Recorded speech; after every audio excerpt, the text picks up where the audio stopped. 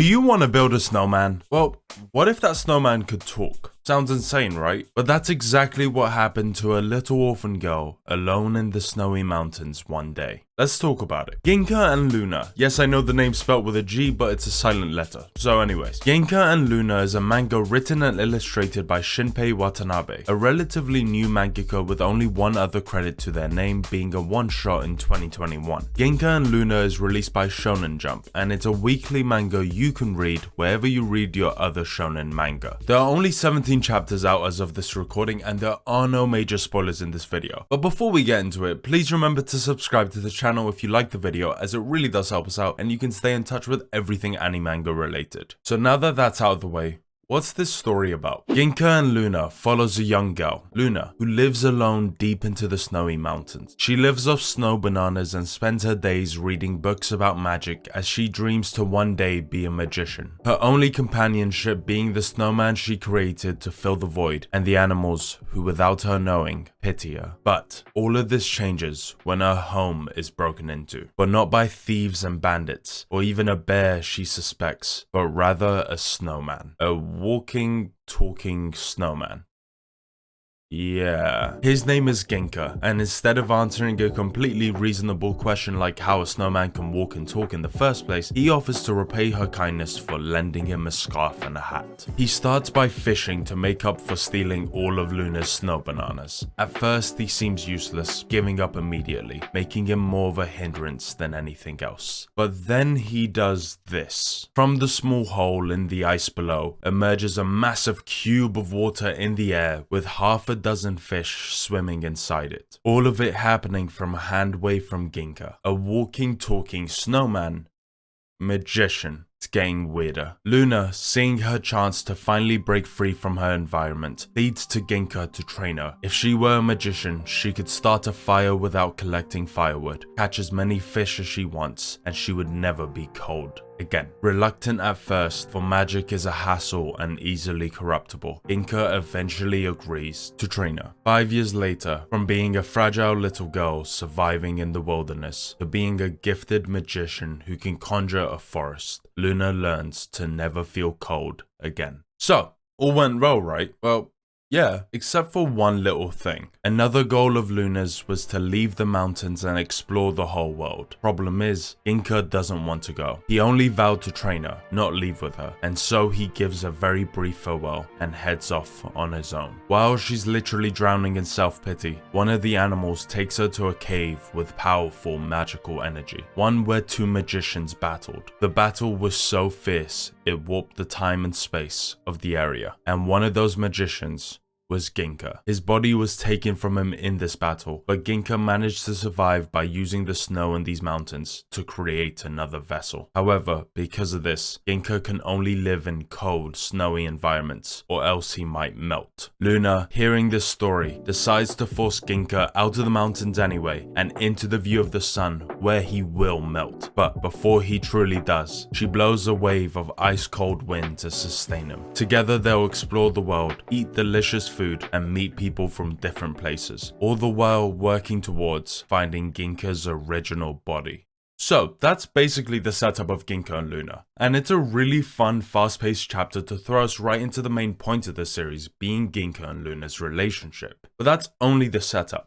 Let's break it down further. I wasn't sure on whether or not I should bring this up towards the end of the video or now, but I think it's best you know what to expect from the very beginning. 17 chapters into this manga, and only now are we getting a semblance of an actual plot. Everything up until now has been very episodic and monster of the week. That's perfectly fine. I actually love stories that do this. It gives us plenty of time to fall in love with the characters, and we can explore more of the world without having to necessarily commit to a full arc. Bleach does the exact same thing, and it's amazing there. Problem is that Ginka and Luna is a bit rushed, at least right now. There's a lot of interesting things happening with a lot of interesting characters, but no time is given to actually let it breathe and flesh itself out. It has eased up a little more with these recent chapters, but it hasn't landed its pacing just yet. I would be a lot harsher on this series for this and tell you to hold off until it delivers one incredible arc, but there's something to consider. Shonen Jump is really trigger happy to cancel any and all series even if they've barely begun. So, a lot of mangakas feel the need to rush their beginning to throw us into the main meat of it all. It may be the case where Watanabe has big stuff ready in the near future, but it can only be told after getting through the setup. It doesn't make it much better as a reader, obviously, but I hope the series really delivers when it gets to the bigger moments it's clearly building up. Now, I know that was quite a knock against the show, but I wouldn't be making this video if I didn't think there was something special to Ginka and Luna. So,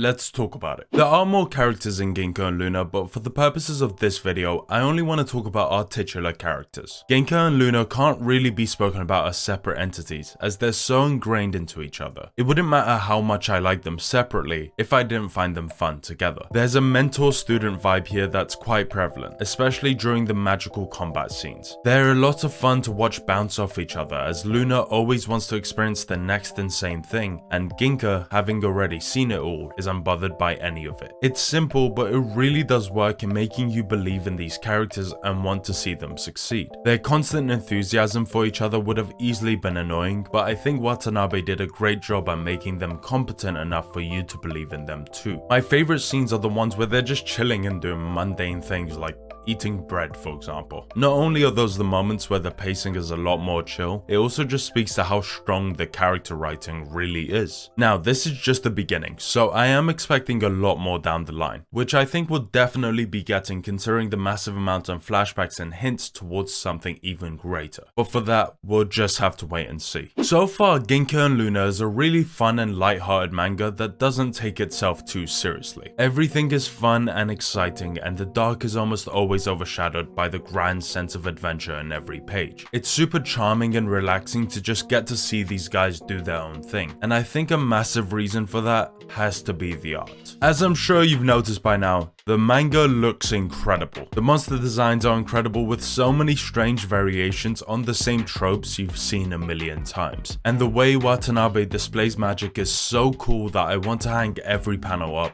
on a wall. The simplicity in Ginka's design makes it so impressive that he's able to convey so much through so little. But the thing I love the most about Watanabe's art has to be Luna. Talk about an incredible design for a main character. Playing on classic witch tropes with an almost sci-fi-esque pattern scheme is amazing on its own, but seeing her in combat using massive bursts of magic makes for such an amazing visual feast. It's so hard to put into words, but if you're seeing what I'm seeing, I think it's pretty obvious. Art-wise, I have no complaints about this series. It's always incredible, and it seems the art will just keep on getting better. The colored pages are some of the best I've seen in such a long time. It's so imaginative and beautifully rendered. I couldn't ask for anything better. No notes. So that's the video and everything I wanted to say in this spoiler-free review of Ginka and Luna. It's definitely got its issues, but I think if you read it for yourself, you'll see that it's got so much potential as well. Hopefully this video wasn't for nothing and it doesn't get cancelled prematurely like so many Shonen Jump mangas do, but I have faith it won't. I can definitely see the series becoming one of my favorites if it slows down its pacing and allows the world and characters to develop a little bit more. So yeah. That's the video, and if you liked it, please remember to subscribe to the channel as it really does help us out. If you've read the manga, what are your thoughts on it so far? Anything you really want to see this series hone in on? Let me know in the comments below. Thanks guys, bye.